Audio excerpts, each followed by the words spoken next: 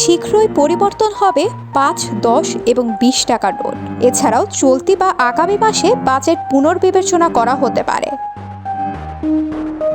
বাজারে ৫, ১০ ও ২০ টাকার কাগজের নোটের অবস্থা খুবই নাজুক হয়, এগুলো দ্রুত পরিবর্তন করা হবে বলে জানিয়েছেন অর্থ উপদেষ্টা ডক্টর সালেউদ্দিন আহমেদ। ২ সেপ্টেম্বর সোমবার সচিবালয়ের রপ্তানি উন্নয়ন ব্যুরোর কর্মকর্তাদের সঙ্গে বৈঠক শেষে তিনি সাংবাদিকদের সঙ্গে কথা বলেন। এ সময় তিনি বলেন, কালো টাকা সাদা করার সুযোগ আমরা বন্ধ করে দিয়েছি। চলতি বা আগামী মাসে বাজেট রিভাইজড বা পুনর্বিবেচনা করা হতে পারে। বাজেটে বড় বড় উন্নয়ন খাতের প্রকল্পগুলোর বিষয়ে সরকারের উচ্চ পর্যায়ে সিদ্ধান্ত হবে।